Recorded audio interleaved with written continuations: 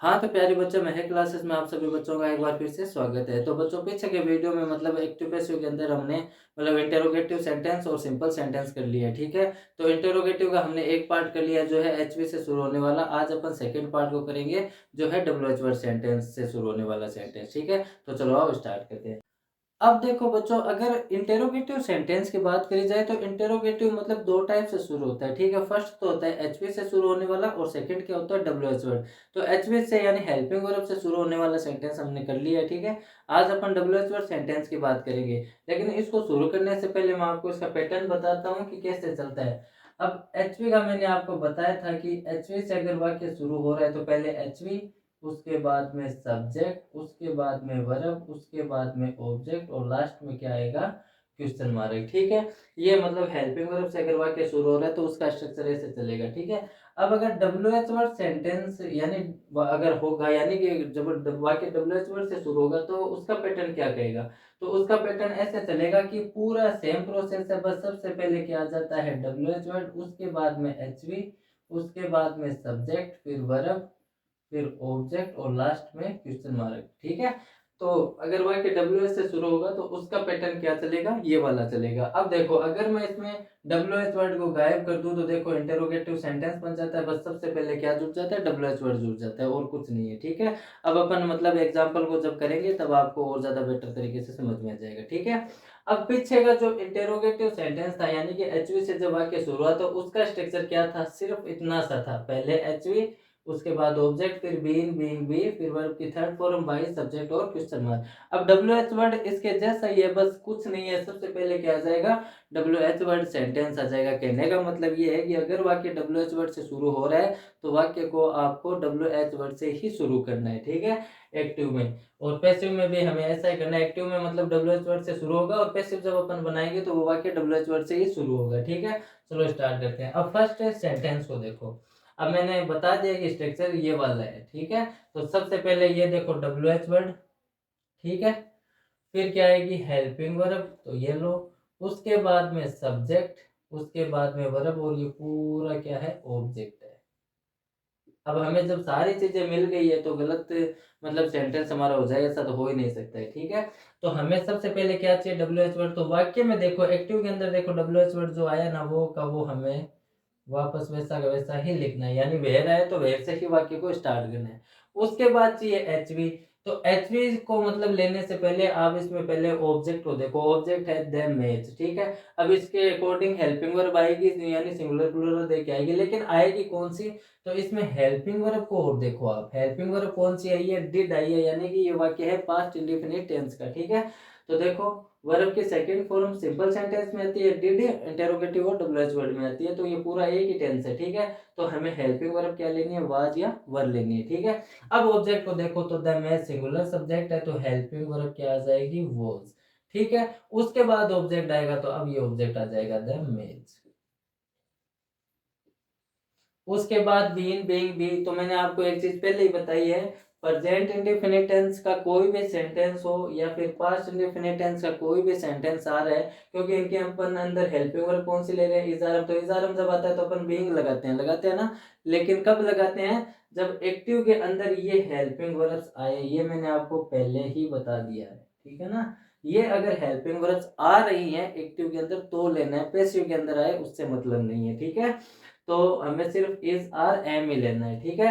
और इनके साथ बीइंग नहीं लगेगा। अब आएगा वर्ब का थर्ड फॉर्म, अब इसमें वर्ब कौन है, प्ले, तो इसका थर्ड फॉर्म क्या हो जाएगा, प्लेड। उसके बाद है बाई, उसके बाद सब्जेक्ट। अब यू जब इधर आएगा तो यू किस में रहता है, यू में ही रह जाता है, ठीक है? तो बाई यू, और लास्ट में क्या लगा दो, क्वेश्चन मार्क। ये लो एग्जांपल हो गया। वाक्य को डब्ल्यू एच वर्ड से ही शुरू करना है, ठीक है? तो इसमें डब्ल्यू एच वर्ड वैन आया तो वैन का वैन ही आ जाएगा, ठीक है? उसके बाद हेल्पिंग वर्ब, तो देखो विल या सेल आया, तो विल या सेल जब भी आए तो हम विल या सेल ही लेंगे, लेकिन ऑब्जेक्ट को पहचानो, माई बुक। यहाँ पर मतलब मी होता, जब वो इधर आता तो वो आई बन जाता, ठीक है? तो आई के साथ अपन विल नहीं लेते, अपन क्या लगाते हैं, सेल लगाते हैं, लेकिन बाकी मैंने बताया है कि आई और वी के साथ सेल, बाकी सब के साथ विल लगाते हैं, ठीक है? तो इसके साथ ये विल की विल ही आ जाएगी हेल्पिंग वर्ब। उसके बाद क्या है, ऑब्जेक्ट। अब आएगा ऑब्जेक्ट माई बुक। अब बीइंग बी, अब देखो विल सेल के साथ क्या लगता है, विल या सेल के साथ क्या लगता है, बी लगता है, और ये मतलब हेल्पिंग वर्ब क्या है, एक्टिव के अंदर आई है, देख लो आप, एक्टिव ये है, पैसिव अपन बना रहे हैं, ठीक है। तो इसके अंदर विल या सेल आई है, तो विल या सेल के साथ इन तीनों में से क्या लगेगा, बी। फिर वर्ब की थर्ड फॉर्म, अब इसमें क्रिया देखो कौन है, रिटर्न, तो रिटर्न को अपन क्या बोलते हैं, सॉरी थर्ड फॉर्म क्या हो जाएगी, रिटर्न। उसके बाद बाई, तो बाई आ जाएगा, और उसके बाद सब्जेक्ट, अब देखो सी है सब्जेक्ट, तो जब ये इधर आएगा तो क्या बन जाएगा, हर बन जाएगा, और लास्ट में क्या लग जाएगा, क्वेश्चन मार्क। देखो सी जब इधर आता है तो हर बन जाता है, ठीक है। थर्ड एग्जाम्पल को देखो, तो डब्ल्यू एस से ही शुरू करना है, तो डब्ल्यू एस वर्ड है, मतलब है जैसा का जैसा आ जाएगा। अब हमें चाहिए हेल्पिंग वर्ब, तो टेंस पहचानो इसमें, देखो what do the boys play cricket, verb की फर्स्ट फॉर्म आई है, और हेल्पिंग वर्ब क्या आ रही है, डू या डज। तो देखो डू या डज, तो हमें हेल्पिंग वर्ब क्या लेनी है, इज आर एम लेनी है, ठीक है। तो इज आर एम को लेने से पहले सारी चीजों को पहचानो, ये है डब्ल्यू एस वर्ड, ये है एच वी, ये द बॉयज है, सॉरी सब्जेक्ट, फिर ये है वर्ब, और ये है ऑब्जेक्ट, ठीक है। तो ऑब्जेक्ट देखो क्रिकेट, इसमें सिंगुलर सब्जेक्ट है, तो सिंगुलर सब्जेक्ट के साथ हेल्पिंग वर्ब क्या आ जाएगी, इज। फिर खुद सब ऑब्जेक्ट आएगा, तो ये आ जाएगा यहाँ पे।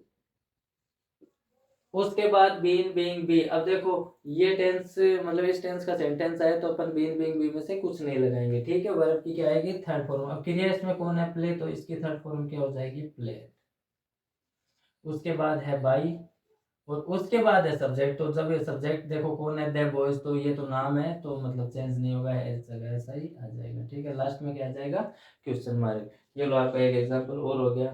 फोर्थ एग्जांपल को देखो, अब ये डब्ल्यू एच वर्ड, ये एच वी, ये फिर है सब्जेक्ट, ये है वर्ब, और ये क्या है, ऑब्जेक्ट, ठीक है। अब सूत्र के अकॉर्डिंग डब्ल्यू एच वर्ड चाहिए, तो वाक्य में डब्ल्यू एच वर्ड कौन है, वोट, तो है जैसा का जैसा आ जाएगा।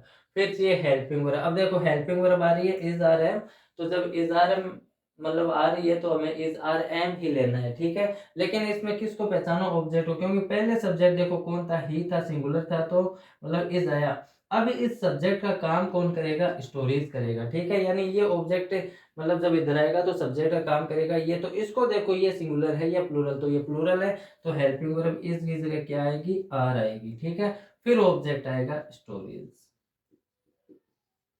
फिर है बीन बीइंग बी, अब देखो ये एक्टिव के अंदर इजआरएम आया है, तो इजआरएम जब आता है तो उसके साथ अपन क्या लगाते हैं, बीइंग लगाते हैं, ठीक है। और बीइंग भी क्यों लगाया, क्योंकि ये हेल्पिंग वर्ब एक्टिव के अंदर आई है, ठीक है, तो बीइंग लगेगा। फिर है बी थ्री, यानी वर्ब की थर्ड फॉर्म, तो इसमें क्रिया कौन है, राइटिंग, तो राइट फर्स्ट फॉर्म है, तो थर्ड फॉर्म क्या हो जाएगी, रिटन। उसके बाद है बाई, उसके बाद है सब्जेक्ट, तो ही जब इधर आएगा तो वो क्या बन जाएगा, हिम, और लास्ट में क्या लग जाएगा, क्वेश्चन मार्क, ठीक है। अगला एग्जाम्पल देखो, तो हाउ एक डब्ल्यू एच वर्ड है, तो हाउ आ रहा है, तो हाउ से ही स्टार्ट कर देंगे, यानी डब्ल्यू एच वर्ड आगे है। फिर एच वी, अब एच वी देखो विल या सेल आ रही है, तो विल या सेल ही लेंगे। ऑब्जेक्ट कौन है इसमें देखो, चलो फिर भी मैं बता देता हूँ फिर से, तो ये डब्ल्यू एच वर्ड, ये एच वी, ये सब्जेक्ट, ये वर्ब, और ये पूरा क्या है, ऑब्जेक्ट। अब यहाँ पे आई और मी तो मतलब है नहीं, ठीक है ना, यानी वी, क्योंकि आई मतलब यहाँ पे मी होता, जब वो इधर आता तो वो आई बन जाता, ठीक है ना, तो आई के साथ अपन सेल लेते, ठीक है। तो फिर हम विल का विल ही लगाएंगे यहाँ पर, ठीक है।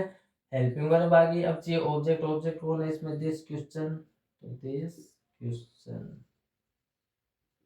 फिर चाहिए बीन बीइंग बी, तो देखो विल या सेल आ रहा है, तो विल या सेल आए तो उसके साथ क्या लगता है, बी लगता है, ठीक है, तो बी लग जाएगा।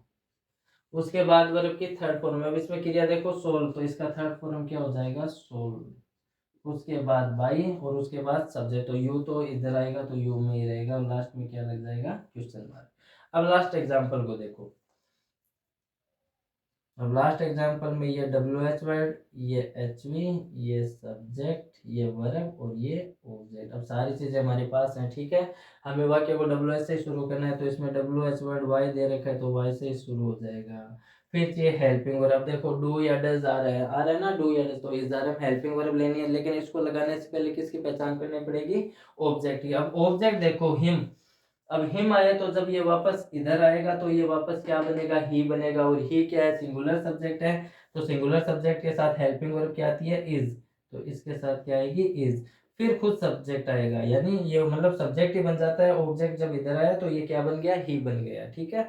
उसके बाद बीन बीइंग बी, तीनों में से कुछ नहीं लगेगा, क्योंकि सेंटेंस जो है इस टेंस का है, इस टेंस का, यानी कि प्रेजेंट इंडेफिनिट और पास्ट इंडेफिनिट हो तो बीन बीइंग भी कुछ नहीं लगता है। फिर वर्ब की थर्ड फॉर्म, अब इसमें क्रिया देखो लाइक, तो लाइक का थर्ड फॉर्म हो जाएगा लाइक। फिर है बाई,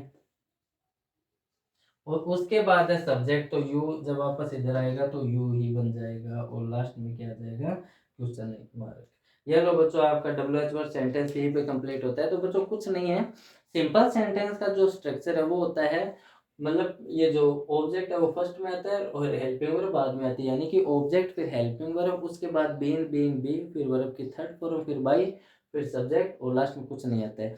और जब इंटेरोगेटिव सेंटेंस करते हैं तो दो टाइप के होते हैं। फर्स्ट होता है एचवी से, तो इसमें कुछ नहीं करना, ऑब्जेक्ट और हेल्पिंग वर्ब की जगह चेंज कर दो, यानी पहले ऑब्जेक्ट आता है तो ऑब्जेक्ट को 2 नंबर पे ले आओ और एचवी को 1 नंबर पे ले आओ। तो एचवी ऑब्जेक्ट, फिर बीन बीइंग बी, फिर वर्ब की थर्ड फॉर्म बाय, और लास्ट में सब्जेक्ट, और लास्ट में क्वेश्चन मार्क। और डब्ल्यू एच वर्ड तो कुछ नहीं है, बस डब्ल्यू एच वर्ड से ही वाक्य शुरू हो जाता है, ये देख लो, ठीक है ना। जब डब्ल्यू एच वर्ड का स्ट्रक्चर तो ये होगा, और फॉर्मूला भी एच वी में बस सबसे पहले क्या लगा दो, आप डब्ल्यू एच वर्ड को लगा दो। बाकी एग्जाम्पल मैंने आपको बता दिया, तो ज़्यादा कुछ हार्ड नहीं है, थोड़ा सा ध्यान देने की जरूरत है। 2 रूल्स है, अच्छे से इनको याद कर लो और थोड़ा टेंस का नॉलेज रखो, ठीक है। एंड एक्टिव पैसिव आपके बिल्कुल भी गलत नहीं होंगे। मिलेंगे अगले वीडियो में।